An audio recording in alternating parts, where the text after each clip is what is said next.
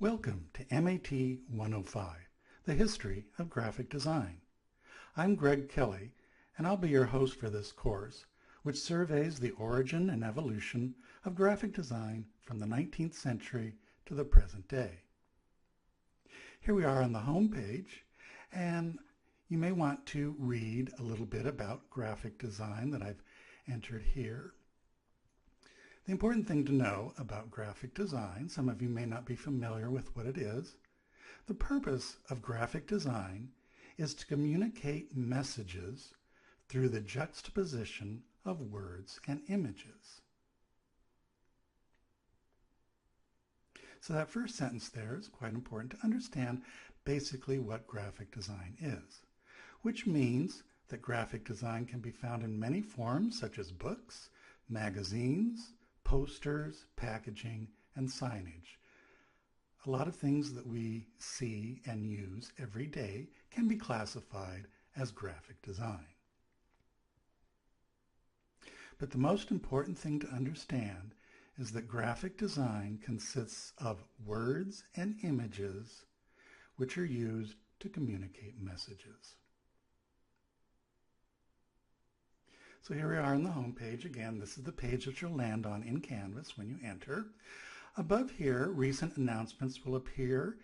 Be sure to read those. They have some important information about the assignments and some good links to information about graphic design.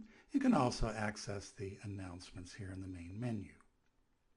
So let's start having a look at our Canvas class. This is the main menu here on the left. Let's have a look first at the syllabus. Right at the beginning here is instructor information, and that's me, Greg Kelly. My email address is there should you need to contact me. You may want to have a look at my faculty website here at MiraCosta, which has some information about the classes I teach, as well as graphic design and other resources. Also, have a look at the Media Arts and Technologies website. It has all kinds of information about the classes that are offered here at MiraCosta, degrees, the faculty, facilities, and so on. Lots of exciting information there. Here's the official description of the class. It's a 3-unit, 16-week online class which surveys the origin and evolution of graphic design. And I'm sure many of you are here because this class also satisfies either the humanities or arts general education requirements for transfer to the California State University as well as the University of California. Be sure to have a look at the learning objectives for this class. There may be, they may seem like a lot, but I know that by the end of this class, every one of you will be able to do these things.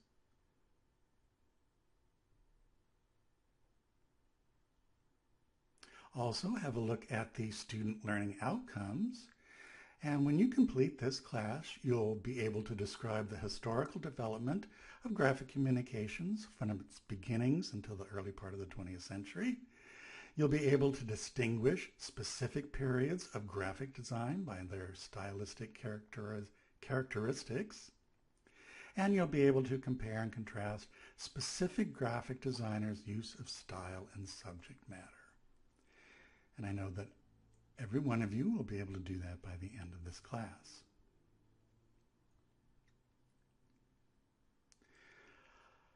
One of the main methods that we will use to study graphic design is to examine it within the context of its time by learning about contemporaneous events, styles, art, architecture, and so on. Be sure to read something about the instructor contact. I'm pretty good at getting back to you with email or any questions that you have.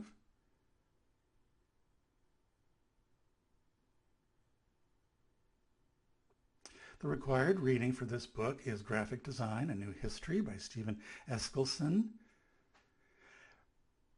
Please note that the textbook for this class is on reserve in the Oceanside Campus Library. So if you don't want to buy the book, you can actually use it right there in the library.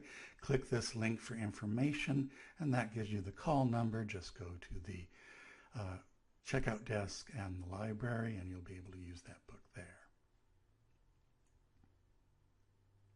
Some other recommended reading here that you might be interested in, just about graphic design topics in general.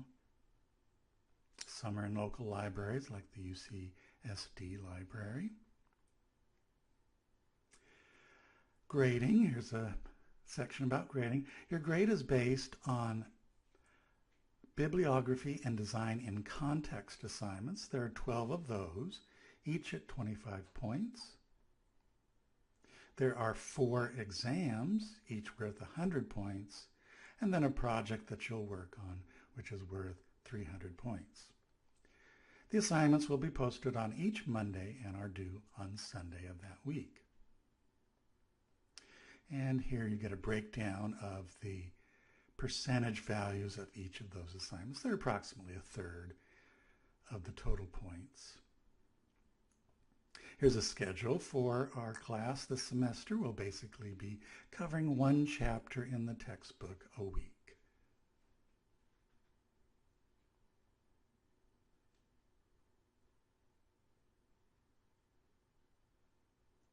Be sure to read the section on attendance. Attendance in the online environment is measured by the quality and frequency of your posts and things like the discussion forums and participating in other academic activities. For student services, be sure to let me know if there are any special needs that I can help you with in this class, or that maybe the Disabled Students Program and Services can help you with. So there's a link to that and a phone number for you to call if you need that. These are the important dates for this semester from when the semester begins, various other dates like last day to add with permission code, last day to drop course, etc., etc. And I've also included a printable syllabus should you want to have that handy. Just click that link and you can print up a PDF. Also, here is our course summary for all the assignments and their due date. So there's a quick overview of the syllabus. Let's look at some of the other sections of our Canvas class. If we click on modules, that's where you'll find your weekly assignments. So you can see there's week 1 assignments 2, August 26th. Each week these will unlock on the Monday of that week that they are due. And those are the assignments in the modules section. You'll be posting a lot of things in the discussion forum. You can access this here, and again, each of those discussion forums will be available on the week that they are due. Also, you may want to have a look at the project. You'll be working on a museum exhibition project, which is due at the end of the semester. And you'll have 4 parts to it. It will be due on December 9th. And you're going to be creating a museum exhibition on a topic of graphic design, which means that you may want to peruse the textbook in advance and find a topic or a graphic designer that interests you. You'll be working on this in 4 phases. You'll have 4 weeks to work on each phase, so you have plenty of time. The first phase of it is not due until the 4th week, and that's your concept phase where you come up with your exhibition topic and overview. There's information about that for you and some links to examples. The second phase, again, is due on the 8th week. The 3rd phase is due on the 12th week.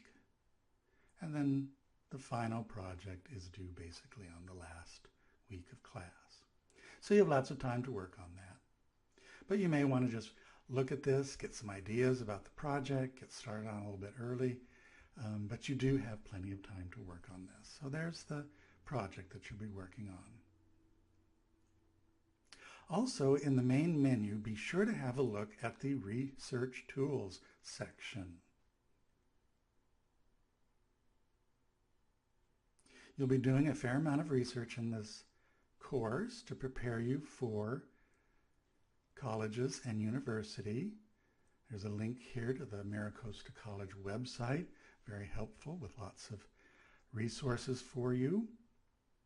There are lots of workshops. Just click these links and you'll be able to find those.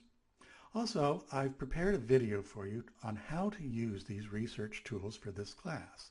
So be sure to have a look at that. It's pretty easy to use, but it does take some knowledge of the library and its databases. Here's some important information about what you may need to do before you start your research.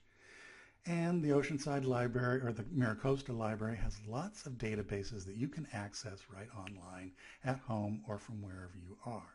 They're very important for doing the kind of college level research that you'll be doing in this class.